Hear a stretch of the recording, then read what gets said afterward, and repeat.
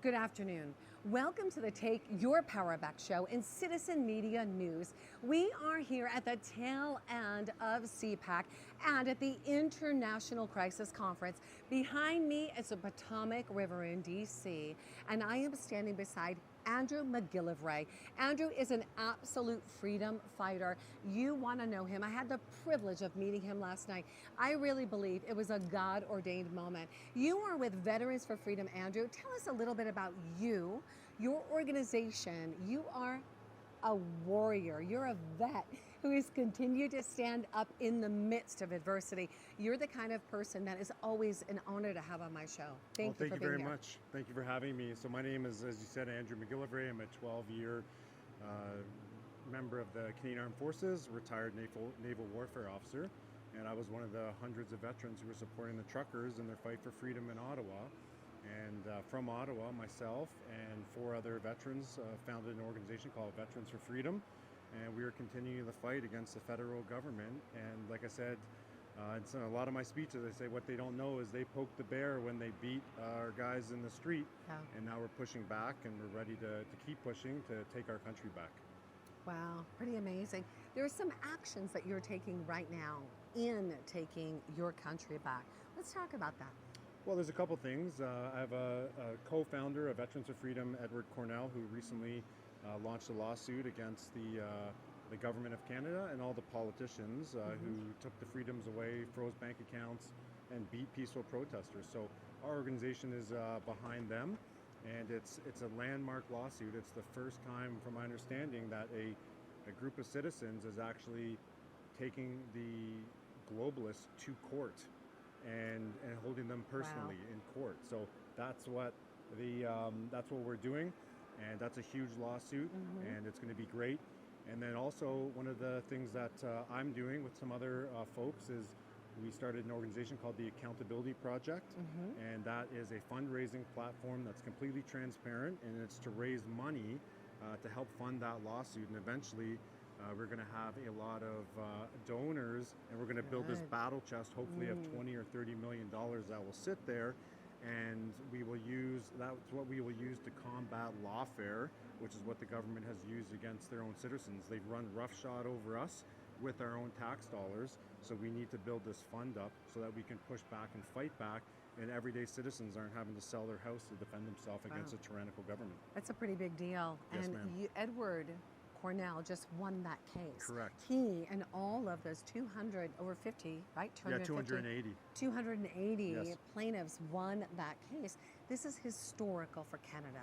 Correct. It's historical for Canada and the world because the Justice Mosley, the federal judge, made his ruling. It was against the government, and now that's opened up the stage for all those citizens who were affected, the citizens who were beaten, the citizens who had their bank accounts frozen, to hold them to account and sue the government for what they did, which was a violation of our Canadian Charter of Rights and Freedoms. Wow, you're really giving hope to Canada and hope to America. Yes, ma'am. It's incredible.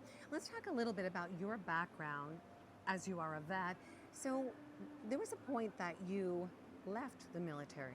Correct. Can you tell us a little bit about that? Yeah, so I left. There were a couple of reasons why I left. First one, I knew that the COVID vaccine mandate was going to become mandatory for Canadian Armed Forces members. But then also what I witnessed over the past couple of years was that the complete infiltration of the diversity, inclusion, and equity, application of that propaganda into the Canadian Armed Forces and brainwashing the troops. And in the military, diversity is not strength, unity is strength, and we don't care about people's skin color, religion, or gender, or anything like that. We need to unify to be strong and push back against against whoever our enemy is. So once I saw that and I was witness to it, I was like, no, I can no longer in good conscience recruit young Canadian men and women into our military, and there's a reason they're at a 19% attrition rate, and they're about 15 or 16,000 troops short, is because patriotic men and women aren't going to partake in that, and so they're leaving in droves. Wow, you know, it's funny. We here in America, our military has decreased. Yep. And it's so sad to see. I mean, they are talking about putting the illegal immigrants that have crossed that border in the Groves from 160 different nations, men of fighting age, putting them into military positions. Right, and that's the same thing's happening in Canada. So due to the shortage, they have opened up the doors to permanent residents, so not Canadian citizens. And then they've lowered the standards, so they don't even have to test you for English, mathematics, or spatial awareness. And then something that we predicted a couple weeks ago was that they're going to eventually drop the security clearance requirement, which was the big bottleneck for getting these permanent residents into the military. And sure enough, our Minister of National Defense, Bill Blair, just made a statement on X a couple weeks ago saying that they're looking at options. So you will have permanent residents who can't speak English and have no security clearance joining the Canadian Armed Forces. And then what's going to happen from there is they've been having these communist-style struggle sessions for the past couple of years, and they've been pumping anti-white and anti-patriotic propaganda into the heads of those soldiers. So the next time this happens, where the Canadians rise up, the military have no qualms about just putting the jack boots down on anyone who pushes back. So it's a security concern for our country, and it's something that we need to rectify.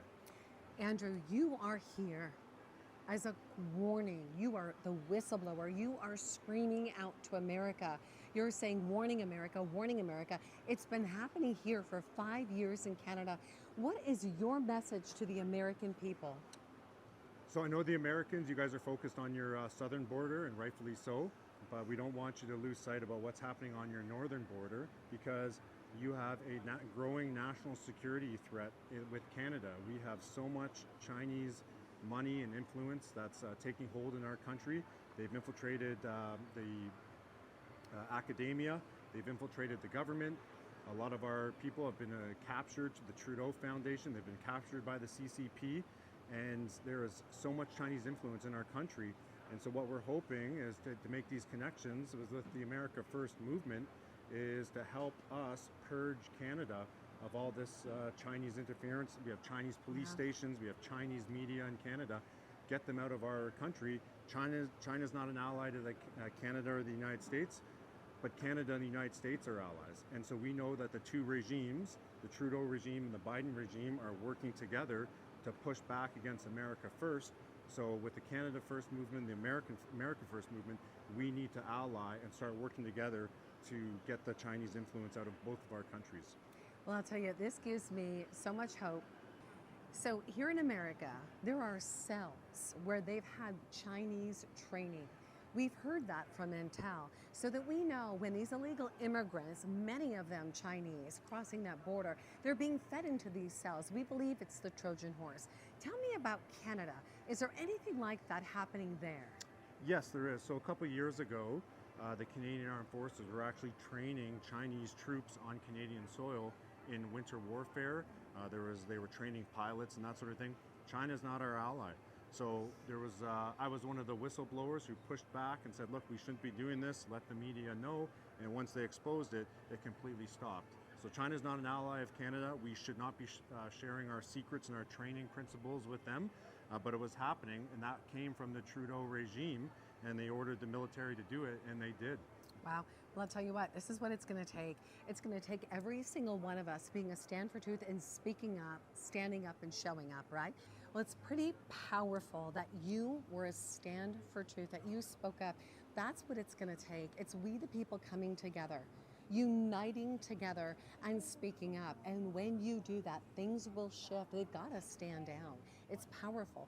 So because of the Take Our Border Back convoy, word just came to me, the impact we had of reaching out to 50 million lives impacted by this.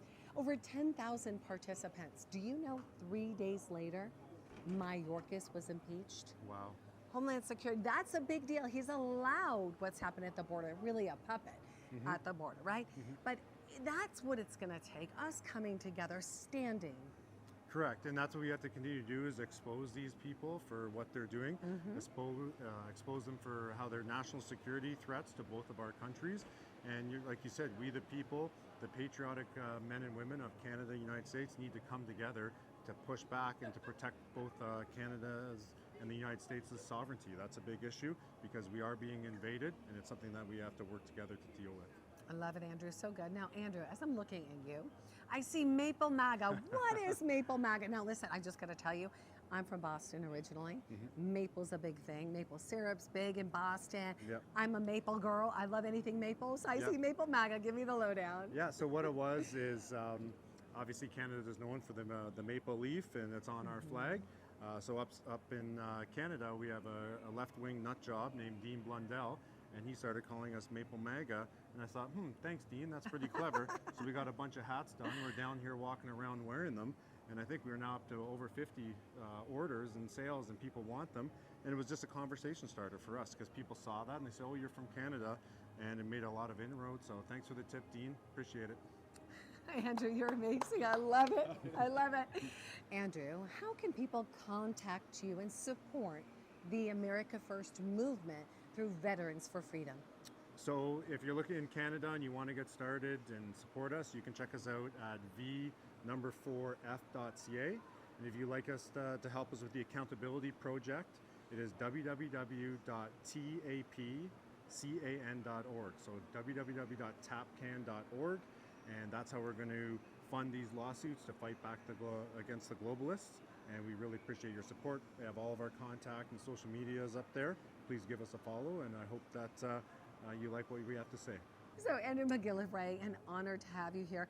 I'm really looking forward, in a partnership with Canada, America First, Canada First. Correct. May God bless Canada. May God continue to give you guys the wisdom and the discernment, the hovering of protection, so that you will continue to stand firm, to let nothing move you, and always give yourself fully to the work of the Lord, because the work you've been doing is not in vain. God sees it, and you are surrounded by the cloud of witnesses, his angels, but he's going to continue to surround you with warriors. So thank you for being with me today on the Take Your Power Back show in Citizen Media News. Thank you very much for having me. Thank you. And God bless you. God bless America. God bless Canada. Edward, how can Andrew. people... Andrew. I love it. I love that you remember my name. Yeah, well, because you're memorable. I'm not. We came full circle. You look amazing in that suit. Handsome. Your friend is over there. Theo, oh boy. Yep. Theo's over there. Theo, hang on. We'll get him in a Don't get him second. triggered. Hold on. Okay, so... Citizen.